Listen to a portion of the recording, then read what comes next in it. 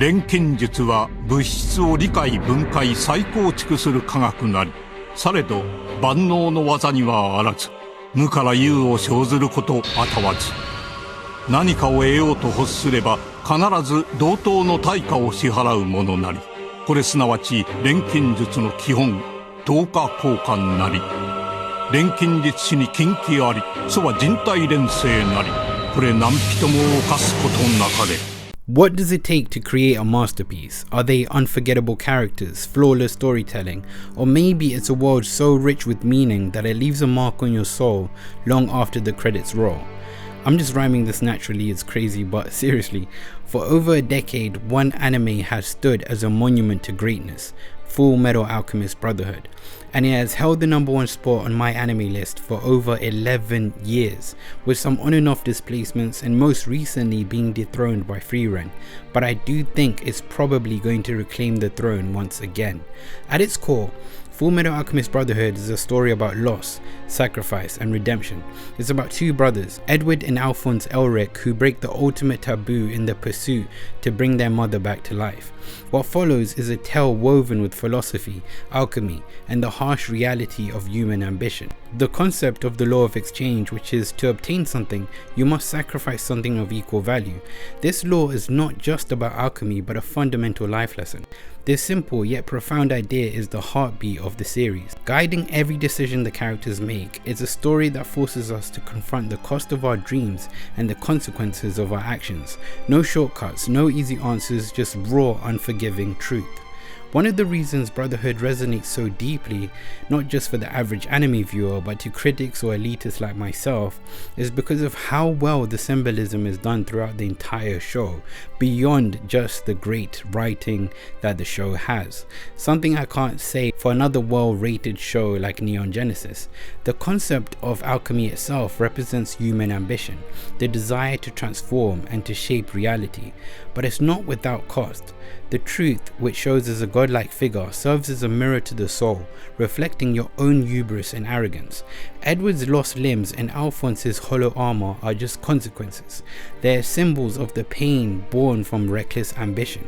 The homunculi, embodying the 7 deadly sins, are a reflection of humanity's darkest impulses: lust, gluttony, envy. They aren't just monsters, they are manifestations of flaws we all have, and defeating them isn't just about fighting enemies, it's about confronting the evil within ourselves. The Gate of Truth in this show was, to me, one of the most fascinating and mysterious aspects, because the concept of the Gate of Truth isn't just a physical passage, but a symbolic representation of knowledge and sacrifice. The series doesn't fully explain the mechanics of the gate, leaving fans to speculate and theorize. However, the clues scattered throughout the show give us enough to piece why the gate is so important, both narratively and symbolically. Everyone in Fullmetal Alchemist Brotherhood has their own version of the gate, a personal doorway that connects them to truth. Usually, once someone goes through their gate, they don't come back. But Edward does something unheard of. He returns to the living world through Alphonse's gate. This is often explained by their bond as brothers, but it goes a little deeper than that, I think. Edward using Al's gate shows us how deeply connected they are, not just as brothers, but as people who share the same tragic mistake, human transmutation. It's more than just a loophole, it's a powerful symbol of their unbreakable connection and willingness to sacrifice for each other, even when the odds seem impossible. Edward's Gate has a mural inspired by the works of Robert Fludd, an astrologist influenced by the alchemist Paracelsus. Interestingly, Hohenheim, Edward's father, shares many of Paracelsus's ideas about seeking knowledge and understanding its consequences. This hint subtly shows that Edward is more like his father than he would like to admit. Even though Ed resents Hohenheim, both are driven by the same passion for uncovering the truth, even if their ways of going about it differs. It's a reminder that we sometimes inherit traits from our parents without even realizing it. The gate is ruthless when enforcing equivalent exchange. When people try human transportation, the gate takes what's most important to them. For Edward, it's his leg, symbolizing his determination to stand strong. For Izumi, it's her ability to have children, a cruel twist since she tried to bring her baby back to life. The idea reflects a harsh truth about life itself. Everything comes with a price, but it's a wake-up call that some things can't be fixed.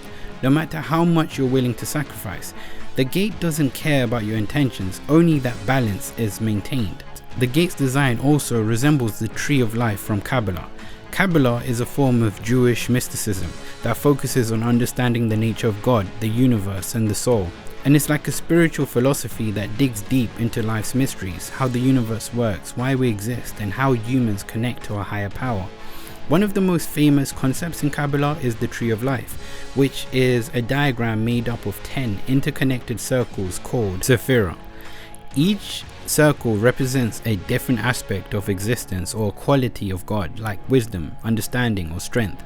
These circles are connected by lines, showing how all aspects of life and spirituality are linked together.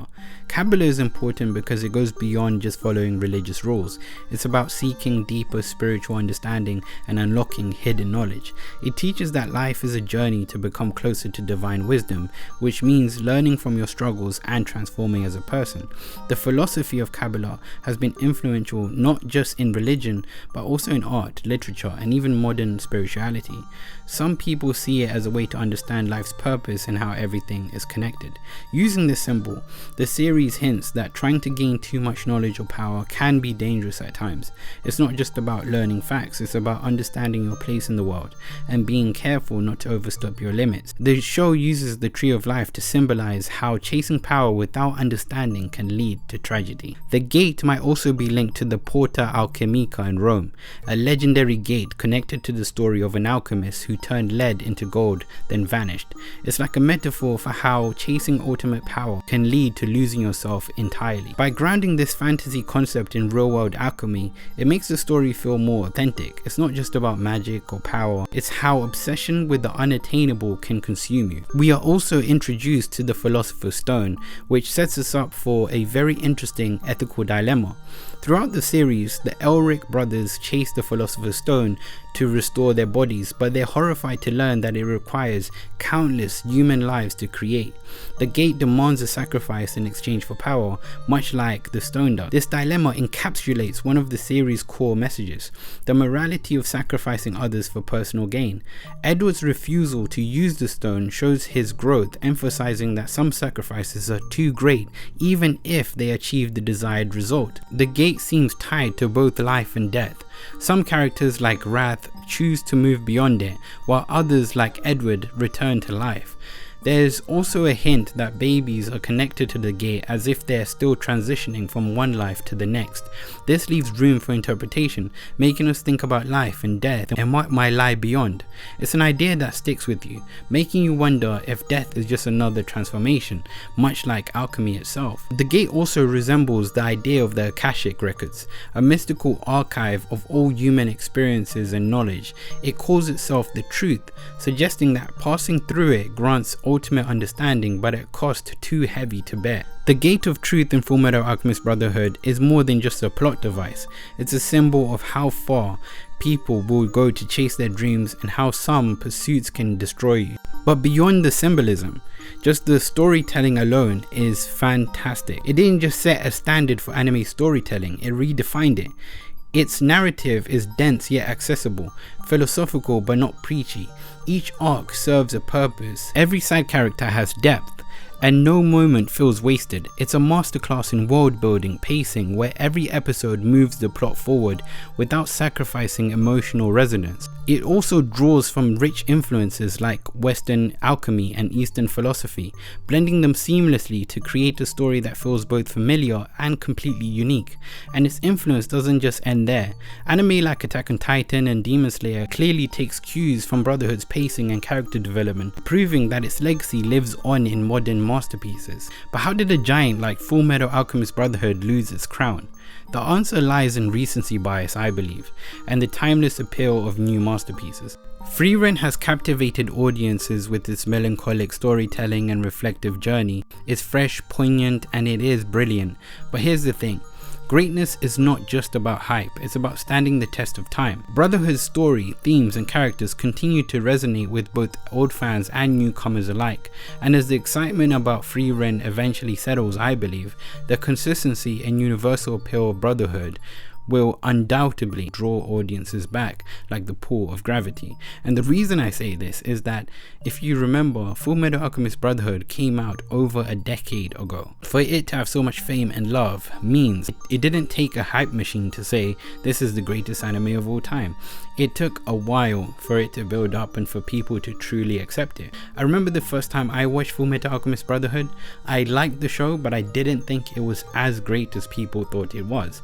Only on my second watch and review of the show, as I wanted to make another review, I realized just how great it is and why some people can call Brotherhood the greatest anime of all time. Edward and Al's journey to regain what they've lost teaches us that sometimes life's most valuable lessons come not from victory, but from the scars we bear. This is why it will endure, and this is why I believe it will probably rise again, hopefully anyway, because in a world of fleeting trends and shifting tastes, some stories remain timeless, etched into our hearts, reminding us what it means to be human. And that, my friends, is why Fullmetal Alchemist Brotherhood is and will always be one of the greatest anime of all time, if not the greatest anime of all time to a lot of people. And if you learn anything from this deep dive, you'll probably learn that I didn't even get to touch on the depth of story, the dialogue, the pacing, animation, art style, or anything. I simply spoke on parts of the story and the symbolism, but already it reaches a strong 9 to nearly 10 out of 10 rating. If you enjoyed this deep dive, don't forget to like, subscribe, and share your thoughts in the comments. What does Fullmetal Alchemist Brotherhood mean to you? Let me know in the comments, and check out other reviews and other videos too. Thank you. Bye.